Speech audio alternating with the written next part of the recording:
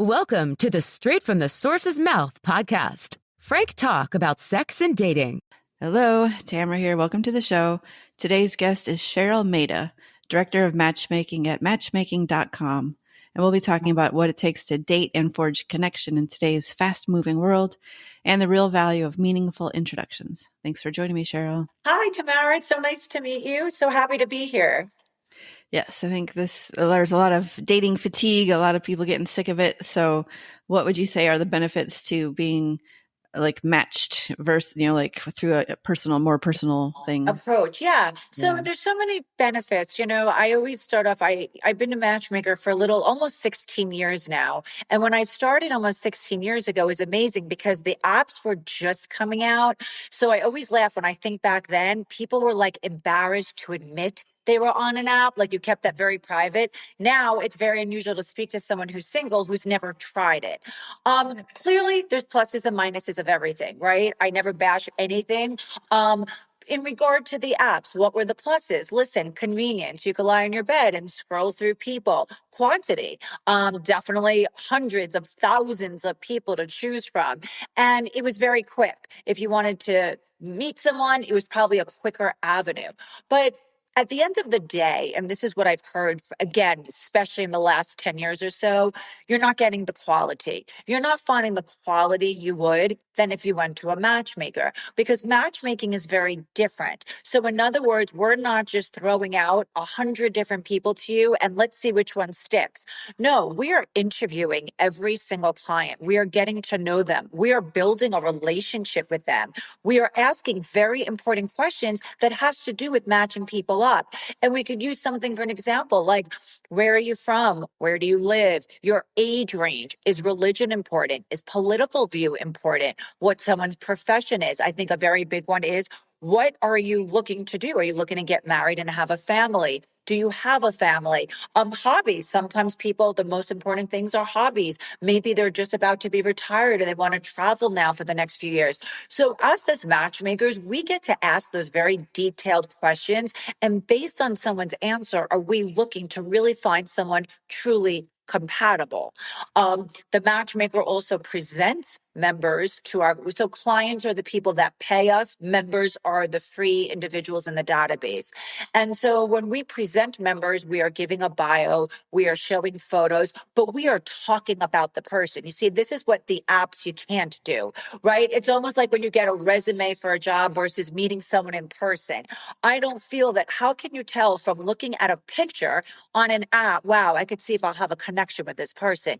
You can't. It's so different. So it really depends on, what are you looking for? What is your end goal? Did you just get divorced and you're looking to just date because you've been married for 30 years?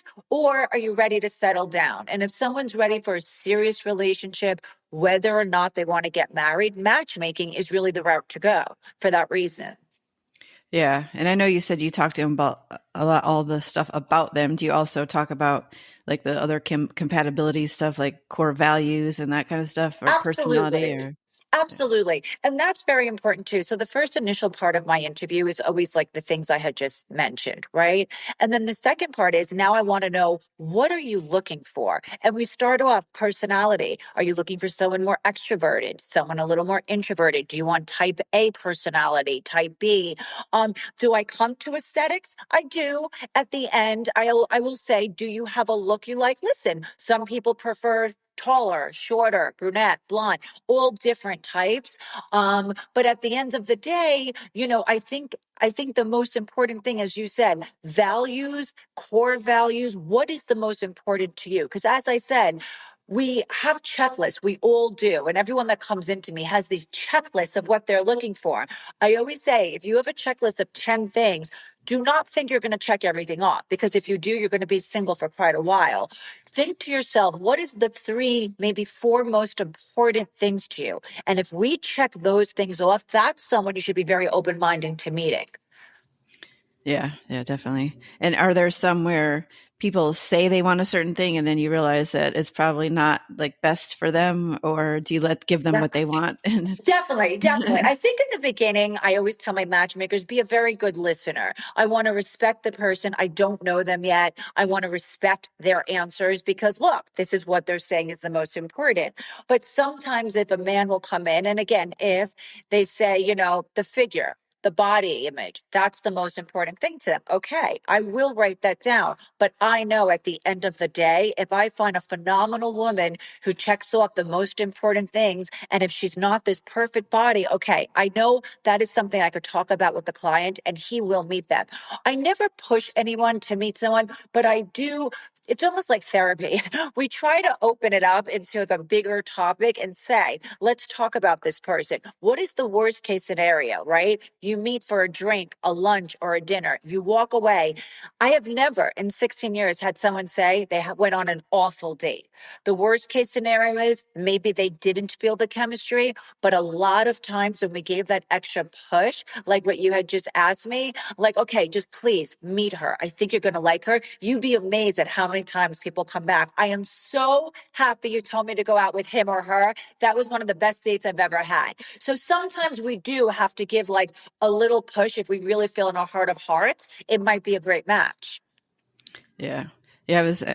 I mentioned before the show quickly that I was in the database before, like from Right. years earlier, and I was matched with a couple of guys, but I've always dated younger. Like that is just my preference. And I told them, so they matched me with someone older who was interested, and like, I just couldn't do it. I mean, we had a good date. I'm sure he thought it was too. Like it was enjoyable enough. Right. But now, Yeah, did you not move forward because he wasn't younger? Or were there other things that you didn't like? I mean, it's probably shallow to say, but it was mostly because he was older. I mean, That's he was okay. very established, and a lot of people probably would see him as, it just, well, he also had like his kids, he wasn't necessarily in great communication with his kids and kind of had some drama there. So that may have Right. been part of it too. Age But is a big thing. It's yeah. interesting. I always say I don't believe in age. I really don't. I think, like, let's say, for an example, someone wants, there's a 60-year-old man, let's say, and he's looking for a 45 or 50-year-old woman. Obviously, they talk about, well, I prefer younger. They keep, their energy is like mine. There have been times where I do listen to my clients. I will show two, and I'll just use that example. I'll show two women. One is 55, one is 45. I give both, I tell them everything, show photos, don't give the age yet. Do you know how many times they end up picking the 55-year-old over the 45? So a lot of it, I think, is in people's mind. They know the age. I tell my clients all the time, I promise I'm not going to lie to you. But if you give me a range, I will give you a woman or man in that range, but the age will come last because it's amazing how excited someone gets. And then they realize at the end, you know what, you're right. Like, it doesn't matter how old they are. I'm super excited to meet this person. So Yeah. age is a funny thing. I think it comes into play when you're younger, if you want to have a family, that I very much understand. But I think as we all get a little older, again, I respect what people want, but I also don't want them looking for a certain age for the reason that, as I said, I could fool them very quickly. It's all about your lifestyle, your energy, what you're doing at that stage of your life that I think is important. Yeah, and I know you talked about bodies earlier too, because some people, I think some men think like a certain weight is a certain thing, like a certain look if you're a certain weight, and they don't realize like how much more some people or less people can weigh than, I don't think their ideal is a certain age or a certain weight. Right. And yeah, I read it. There was a thing about like a woman who was like, I don't know, she probably weighed like 150 or something. He's like, well, I wouldn't date anyone over 125. And he was like, she was like, I weigh more than that. Like, what do you, and he Right. didn't even know that he was like above her, his Right. ideal. Well, what's funny also? I love the people that ask for, let's say, an extremely physically fit woman or man, right?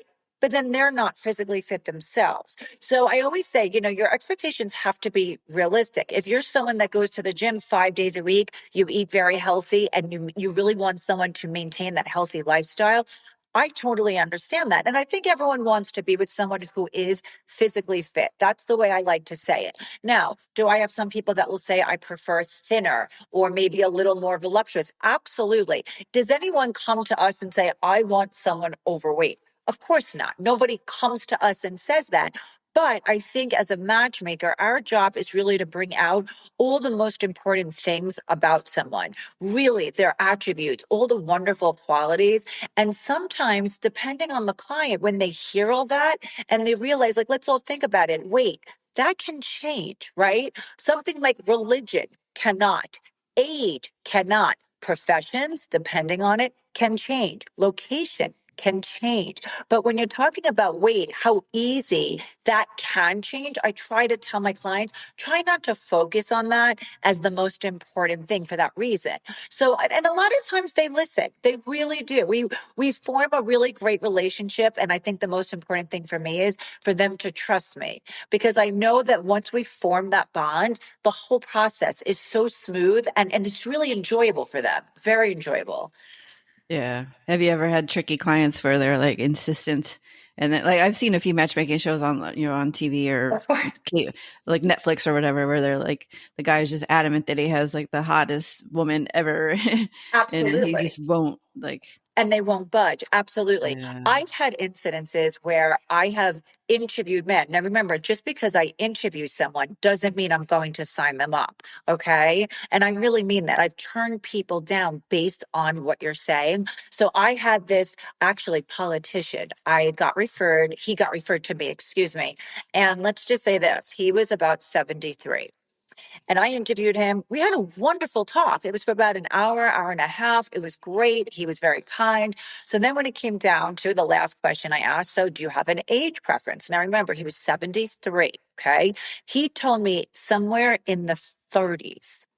30s. So right there, I realized, wow, okay, this was a total waste of my time. I was very kind to him. And I said to him, I have to be honest with you.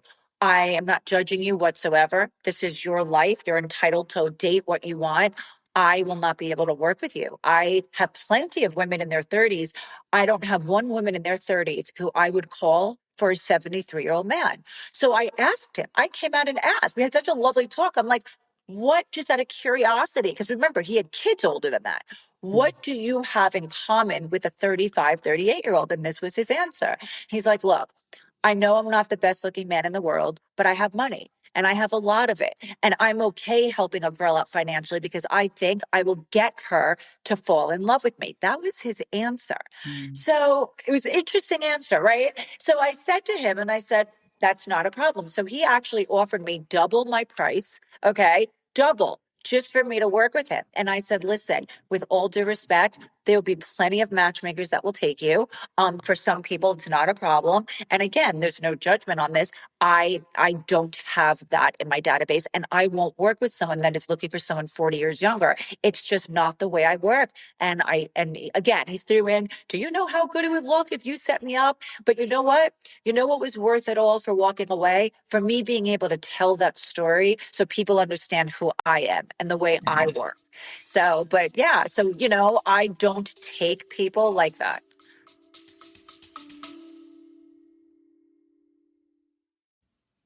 Hi, everyone. Sorry for the interruption. I just wanted to point out that there is a send us a text message at the very beginning of the description, and you can use that to send an anonymous question or comment. So I'd really appreciate it. All right. Thanks. Yeah. Yeah, it makes sense. Yeah, like you said, I mean, it would be like when I got set up and I was like, I really don't like older. And they're like, oh, just try it. And I was like, all right. But, Well, but yeah, that's much different. I mean, he wasn't that much older, but yeah. Well, and you prefer younger. So remember, if you were a member in the database, matchmakers aren't catering to the members. We cater and work for the client. So what we do is really trying to make the client happy. Now, clearly, you want the member and the client to obviously see eye to eye. For me personally, if I knew that about you, I wouldn't be pushing you to go out because I would know right off the bat, like, okay, this is someone who prefers younger, But again, if you were the client, you probably wouldn't have been introduced to a man that's older. Yeah. That's usually the difference. Yeah, for sure. Yeah. Yeah. And then do you have advice in general for, like, I know more people are getting sick of the apps and they're trying to do it in real life. Is there, obviously you do introductions, so that was probably something you would recommend, but any other tips for Yeah. how to introduce someone if even if like a relative or a friend or something. Absolutely. You know what I found that, I actually wrote for the Sun Sentinel here in Florida, and I wrote an advice column. So it wasn't pitching my company or anything like that. And one of the things were like, if I was single, how do I meet people if I don't want to go on the app or go to a matchmaker? Let's say someone's not ready to do either. I always say this, and I used to say this to my kids when they were looking for jobs. If you sit home, no job is coming knocking on the door saying, I heard that you're looking for a job, right? It's the same thing with being single. No random person is just going to come knocking on your door because they heard you were single. So does there have to be effort? Absolutely. But my suggestion always is the more you get out, the more opportunity you have to meet someone. But it doesn't mean you have to go to a bar, a club. Um, but what I always suggest is doing something that you enjoy. For an example, if you enjoy working out, steadily going to the gym is a great way to meet someone because right off the bat, you have working out in common. Or if it's playing golf or pickleball, anything like that, again, you already have something in common, the pickleball, the golf, tennis, right? Anything. Going to a bookstore. What's interesting about that is I know a lot of people have met that way. Going to a bookstore, maybe sitting at a table, having a cup of coffee, doing something. A lot of single people tend to find that very relaxing. I always say you could be at the supermarket. You could be in Starbucks and meet your future person. Usually the best thing is smile. The more you smile, the more inviting you feel, and eye contact. Like when you're walking in to even your supermarket, if you're looking at your phone, you're constantly looking around. But the more eye contact you give people, I always notice single people tend to do that a lot. Usually people that are married, whatever, if I had to go to Publix, I'm going, I'm getting what I need, and I'm leaving. So I think the more you get out, the more things that you try, the more events you go to. Sometimes there's networking events. Just because you don't have to be going to a single event to find someone. Maybe there's a wonderful networking event or an art class you could go to. And I think there's so many different things that people can do. But when you're sitting at home, just think about it logically. Who are you meeting? You're not. You're not. Yeah. Yeah. Yeah, it seems like a lot of people are trying that tactic too. Be like, they'll just eventually it'll happen. And yeah. Well, and some people do believe in that. Some people believe, look, when it's meant to happen, I've had people say that to me, and it's funny. I do a lot of my recruiting on my own, right? And I do a lot through social media, networking people. So I have reached out to people, and it's so cute. I've had so many women say to me, oh my God, I was just talking to my mother. I said, that's it. I'm done with the apps. I think I just have to wait for a sign. And all of a sudden, I got your text from this matchmaker. But it's true. That is a sign. I feel like everyone comes in your life. This is my little motto for a reason, a season, or a lifetime. And sometimes it's a girlfriend, sometimes it's a relationship. But if you think back, usually it is some sort of reason or a season. Maybe it's summer, maybe it's the holidays, maybe it's something like that. Or hopefully, again, for a lifetime. Yeah, yeah, definitely. Well, we were talking about the apps too earlier, you and I. And, the apps, listen, it's convenient. It's very convenient. But I think what I hear from a lot of people, Tamara, is the fact that, it has gotten so watered down. You don't know if you're talking to a man, a woman. Are they trying to scam you? Are they trying to, sell you something? And the latest one I heard, I just had a girlfriend ask me my opinion about this guy, and he was super good looking. And I was so excited for her. And I was going over like, look, this is where he went to school. But she's like, can you help me find him? And I'm trying to Google the town. Long story short, I get a text from her an hour and a half later. He's AI, forget it. So now there's people going on there and they're AI people. So I think the apps are getting extremely frustrating for people. I think it's becoming more than a full-time job. And so that's why I think a lot of people are going away with the apps. Matchmaking is getting so incredibly popular. I mean, you hear this more and more. And I think in real life events, which a lot of people seem to enjoy very much. Yeah. Can people reach out to you or matchmakers in general to get on to be in the database, or is that something you kind of search for yourself? I know you said you recruit, so Yeah, no, we market, we recruit, but actually, and again, it's probably because I've been doing this for quite a while. I probably get 2 to 4 women or a man who reach out to me based on a referral, excuse me, pretty much daily, like at least one person every single day for quite a while, which is wonderful because now that we're not just in Florida, we are expanding outside of Florida. So, and we have a lot of connections outside of Florida. We work with some other matchmakers in certain areas where matchmakers will call me. Something else that's more new for us, clearly we have a straight database of men and women, and we have a very large database of gay men now. In the last year and a half, that has grown tremendously. I would say I started about 4 years ago, and now we just grew an incredible, huge database of gay men. So a lot of matchmakers that know that will refer us, to men that may be approaching them, because that's obviously a whole nother category, and we work with them. But overall, our entire niche for everyone are professionals. That's been my niche since I started, and that's something that we really stand true to, that everyone in our database is a professional or retired one and basically can financially take care of themselves. Okay. Yeah. Do you want to share how people is it just matchmaking.com or is there more to? Yeah, so it's www.matchmaking.com. For women, they can fill it out. Women are always free. So they are free in our database, and the men are our clients. So either if you're a man or a woman, you could fill it out right there. And as soon as we get your response and your profile, the appropriate person, whether a matchmaker or recruiter, will reach out to you. Okay. All right. Anything else to share about your services that I forgot to ask or? No, well, I mean, everything pretty much like we said. I love what I do. I have a phenomenal team of everyone who just, we're not working because it's a job. We are really working because we are all passionate about putting people together. And I always say the more people I can help from any age. And actually, I just had an engagement over the weekend. My 83-year-old client who came to me a year and a half ago was married for 63 years to the same woman. He was widowed. Came to me, I set him up, and literally they just got engaged this past weekend, getting married in a few weeks. So we take any age, as young as in the 20s, all the way through the 80s. So if anyone is single or knows of anyone single, to have them reach out to us, because really, I really believe there's a lid for every pot. There really is. Yeah, definitely. Yeah, that's awesome.